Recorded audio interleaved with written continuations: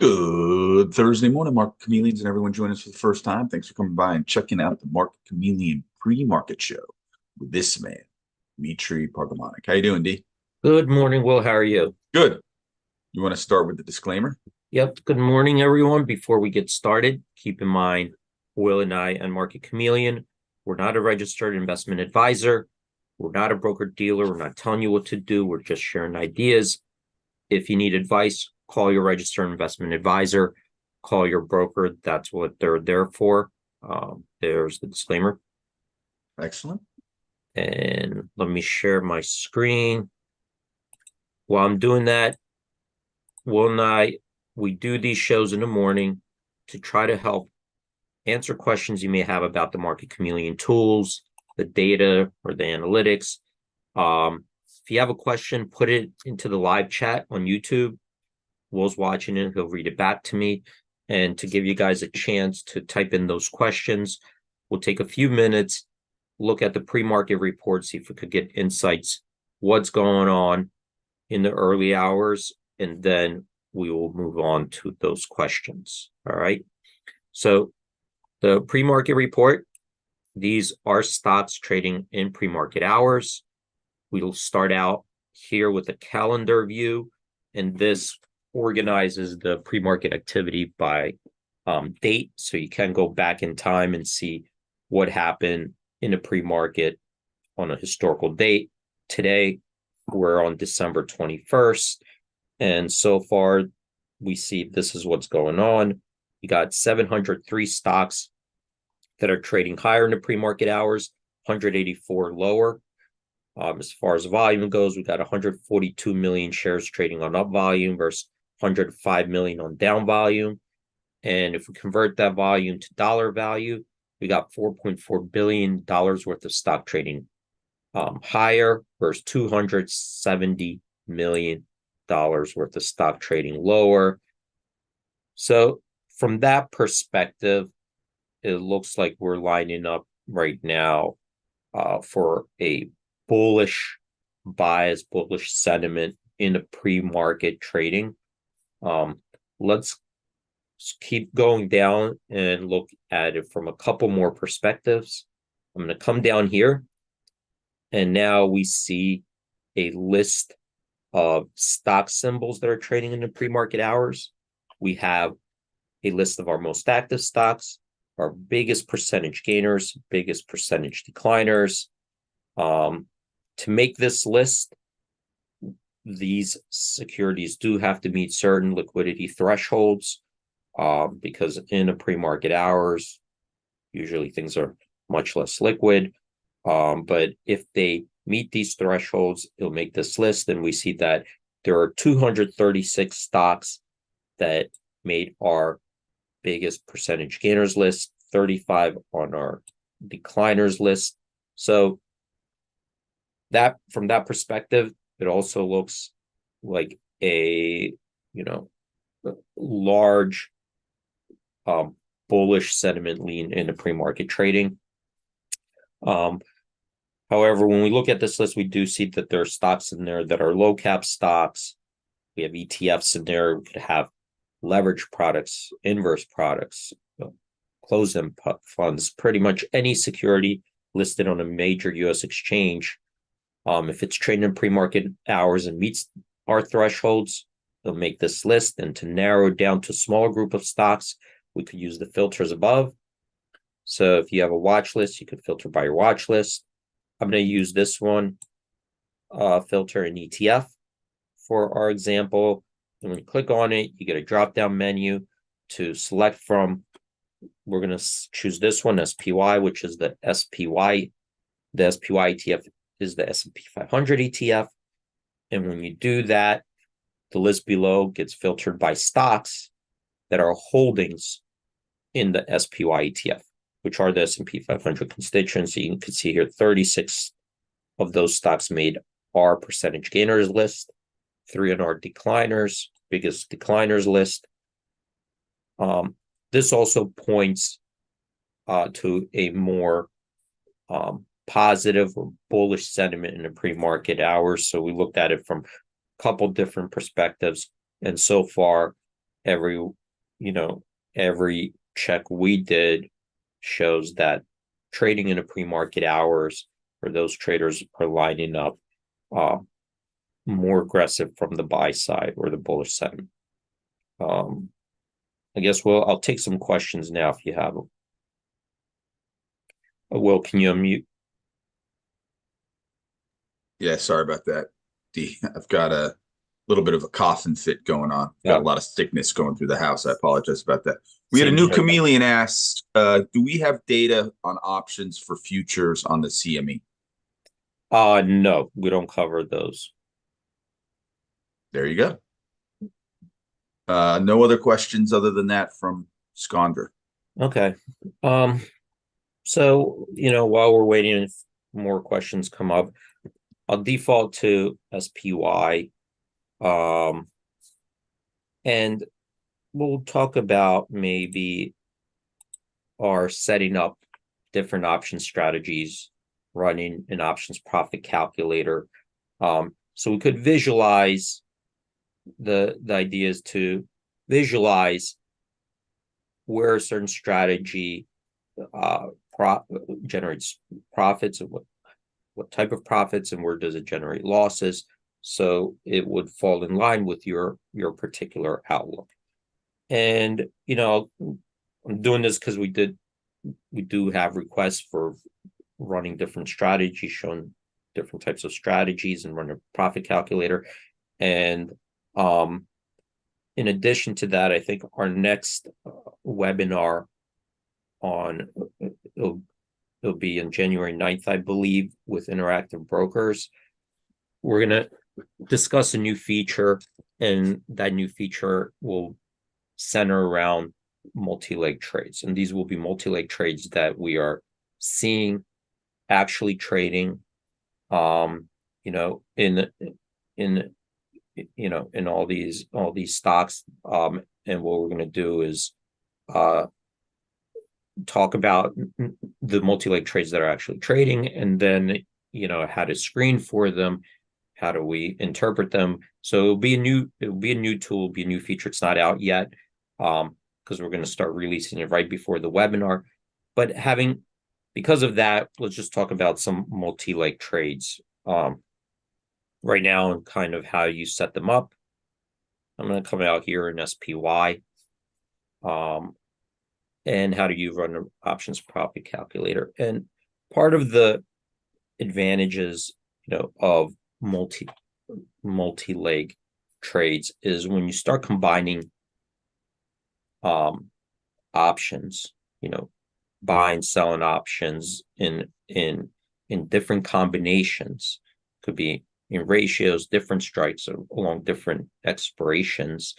That really allows you to become much more creative and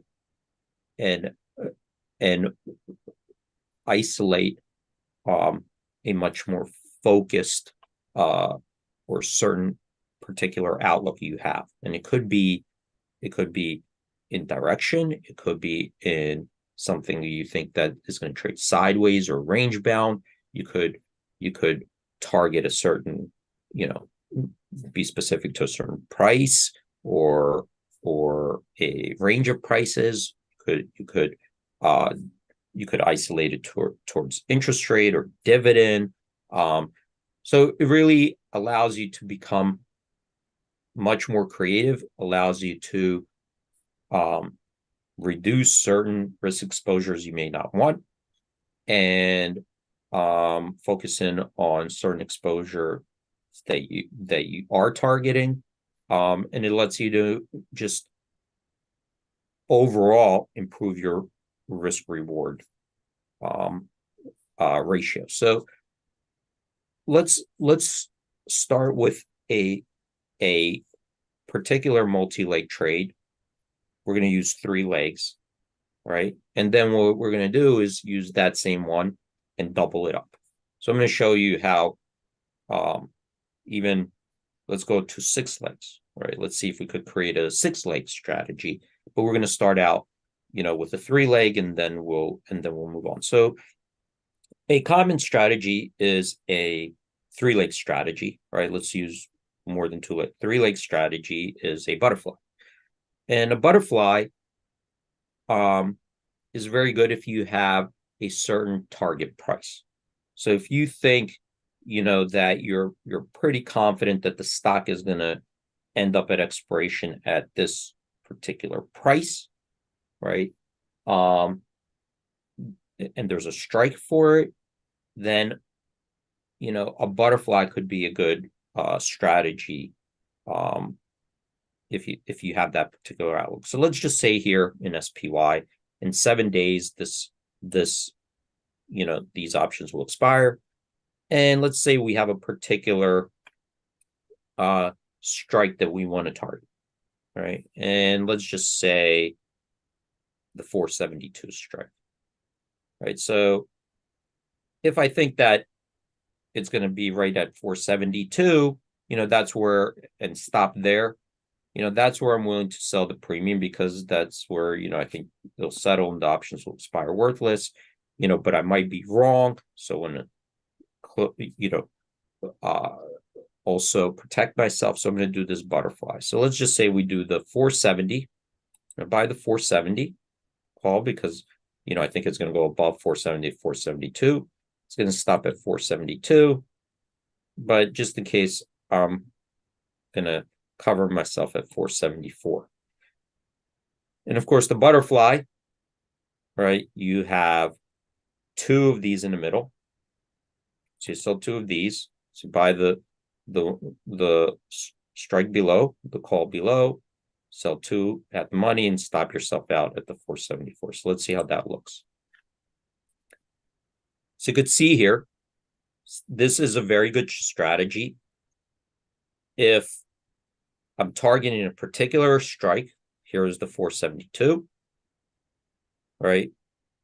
And I do have limited risk. So what am I risking here? So I'm risking $25, right? That's what this is going to cost me on the offer, $25 to make like $175, right? So that risk reward is pretty good, right? Trying to make $175 for a $25 risk. But the thing is here, I gotta be pretty correct on that strike, right, where it's going to fall. And even though I don't have to be exactly, there, you see these green, it could be, it could land anywhere in this area, right, and it'll be profitable. But the objective here is I'm trying to get to that 472 strike. If I feel very confident, my research, tells me that, I have a high degree of confidence, probably that's where we're going to most likely end up. So that would be the butterfly, right? So that's 3 legs, right? So right there, that I used 3 legs, and I used also a ratio because I didn't do them all equal numbers, right? I used one option here, 2 options that I sold here, 1 option there. What if I have another outlook and I'm pretty sure that it's either going to move up? What if I have 2 targets? What if I think it's 472, but if we go down, I have another target. And let's say I feel that we're right now at 468. If we go down, we're going down, I don't know. I'm just going to, let's just say 464. Okay. So at 464, right, I'm going to buy the, let's do 466 put, right, because I think it's going down to 464. It's going to stop here, 464. Then I'm going to stop myself out at 462 just in case. And of course, I'm going to sell that middle one twice, right? Because that's the butterfly, right? The middle one is twice. So now what I'm doing is I got a strategy that targets two different stock prices at expiration, one to the upside, one to the downside. And I'm using what this would be is a double butterfly, right? So now I just took that butterfly strategy. Instead of just targeting one price, now I'm targeting two with two butterflies. So look how much I just expanded. Now I have 6 legs, right? I have 6 legs, and I have a different ratio. So let's see how that one looks. I'm going to calculate it. And of course, this would be hard to, unless you're very good at it, to visualize in your head, and do all the math. But, we could just calculate that. And let's see how that looks like. So look what I just did. So now, this is what we have. This is where the price of the stock is now. But my outlook is we're not going to stay here in the next 7 days. We're going to either move higher or lower. And the outlook is if we move higher, then it's going to settle around the 472. Right? If we move lower, it's going to move lower down to the 464. All right. So now what I just did was create a double butterfly. Right? 6 legs with ratios, but you could see here with limited risk, but using those now, what the benefit of this, is that we could visualize really quickly here. Well, what is the profit and loss, and does it agree with my outlook? All right. So what are we doing here is we're risking, 46 bucks, right? So we could see here where our worst case scenarios are. If the stock falls really hard, obviously, we're losing 46 bucks. If it just stands here, we lose 46 bucks. And if it goes up really, really hard, we're losing 46 bucks because that's what it costs us, right? So in these areas, all these options will, it'll be max loss. And if we're right, though, then we stand to gain here, so $154. So in this case, we have, 2 scenarios where these could pay off. $154 for listing 46, so 3 to 1. And you got these green areas too that it could still be profitable. All right. So what we did here was we did a double butterfly. All right. We just took the butterfly and then we just did 2 of them instead of 1, because instead of just targeting one price, we targeted 2. And I think that with what I'm trying to show with this is that with the options, the real benefit here with the options is when you start combining them for particular outlooks. You don't have to just use it as a, buying a call or put, or, it's really when you start getting creative with them. But to get creative with them, you need some tools to help you out, just to visualize and run in and make sure, like, hey, does this line up with my future outlook? So that's where the option profit calculators become much more valuable to run these scenarios, because you don't really need an option profit calculator if all you're doing is just buying a call, right? Because it's kind of simple to say, okay, if I paid $1.50 for the call, I know what I'm risking and I know where the stock has to end up. When you start combining options, then even for me, like these 6, would be, I like to see it, even though I could probably do these a lot of them in my head, once I know what I'm paying for, but it makes it easier. And also you could keep adding, right? I could add more to this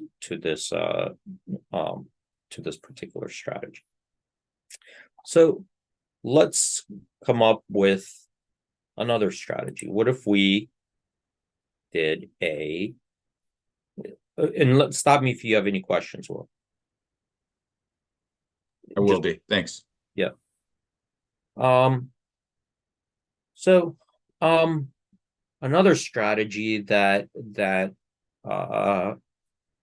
we've seen, so and I'm looking at what other people are doing, what other kind of strategies I'm seeing reoccurring out there.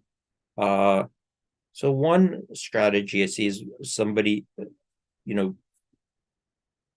trying to remember there's a Seagull.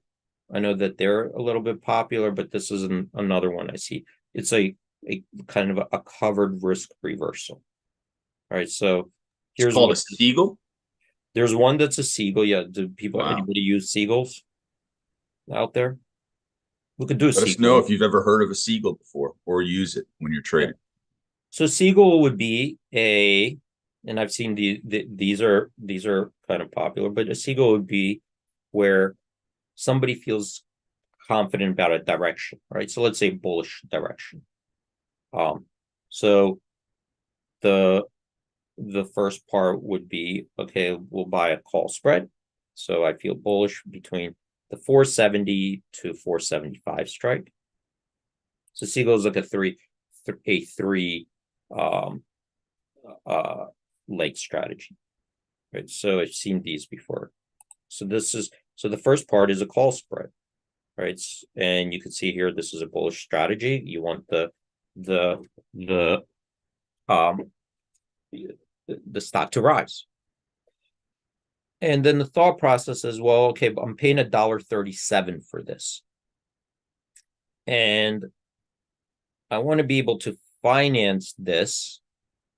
And I'm pretty confident it's going to go up. And and a lot of people think if it goes down, I would take delivery of the stock below a certain price. So to help offset some of this cost and to accept an unlimited down risk, you're going to sell a put. Okay. So you come down here and let's say the 466 strike, right? So I'm going to sell this put for $1.53. Okay. So now I got three legs on this call spread and selling the put against it. All right. Let's see how that looks. So here's what I believe this is what the Seagull looks like, right? So kind of like, I guess, because the wings, how it flies. Right. So is this like does it look like a Seagull like turning, like with its wings? Like pivoting? I think that this is called, I think some people call it maybe Jade Lizard. I don't know. I think the Seagull is what the name I've seen. But so it looks like if this was the middle was the head and this was the wings, right? That's why I think it's called, it's kind of flying in the wind. It's kind of like flying in a wind. Maybe that's why I think it's called the Seagull. So what do we have here? Well, we see that if the stock closes right here, right, where it is now, or you have a little bit of wiggle room over here, you collected 16 cents credit. So the initial cost is a credit on this strategy. And you could see if it goes up, right, it stands to make $516. In other words, the full, the full amount between these strikes plus whatever you collected. However, if you're going down, then you're accepting an unlimited risk on the way down. So you have to have, a high degree of confidence that the stock's not going to collapse and it's more likely to drift higher, right? So that would be what a Seagull kind of strategy look like. So this is a Seagull with calls. All right. And you could do it the other way, buy put spread, sell a call. All right. So that's one thing I do see interestingly, trading, not heavily, but it comes up, and I've seen this, reoccurring in many different stocks. So this is a strategy I do see people using, and we'll talk more about it when we get to that webinar, of some of the popular strategies that we're filtering out. We only have a couple minutes, so maybe I'll just continue on this tomorrow if people like this type of stuff. Yeah, that's great, D. Yep. Listen, anyone, we have someone who joined us for the first time today who can't join because it's usually he's not in front of a computer at this time of the day. But anyone who has a question, you can email support at Market Chameleon, and we can try to answer it live the next day. And you would need cash guarantee like a naked. Rob does something, just popped up from Rob. He's asking, you would need to have a cash guarantee like a naked put on this trade, correct? I guess that depends on the clearing firm. Yeah, those are all things that, everybody's account is different, clearing firm, all that. We're just looking at the strategies. I can't comment on, each person's individual's accounts and stuff. That's something you'd have to take care of with your broker. Remember, we're not a broker, and we're not telling you what to do. We're just looking at these as ideas and different. Yeah, and how to use the tools. Yeah, just how to use the tools. Yeah, if you shouldn't be doing this unless you're confident already and you know what you're doing, and your broker allows you. And if you have questions, you should ask them, your broker, those types of questions. We're just showing you, or call the clear, even discount brokers. You can call the helpline and ask about the what the account's allowed to do and whatnot. Yeah, you should know and you should know your risk. You could see here the downside risk, and yet you got to keep in mind, there are different types of accounts also. You have portfolio margin accounts, you have Reg T accounts, you have accounts with different restrictions. So everybody is not in the same bucket by far. Even different brokers have different rules. They're not all the same because they have their own requirements and so forth. So the bucket you fall in, the expertise, all that, it's going to vary. So it's important.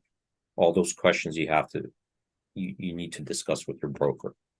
Yep, I did put the link. So anyone who you mentioned the webinar on January 9th, I put the link. You have to go to IBKR to register for that webinar. That is on their site, stored on their site. And if you can't come live, they'll send you a link to the recording. And I'll also put the link, because we have it, to all of our webinars that we've done are stored, and it's a plethora of knowledge. So I would take a look when anyone gets a chance. It's a great asset. Awesome job, Dima. Thanks so much.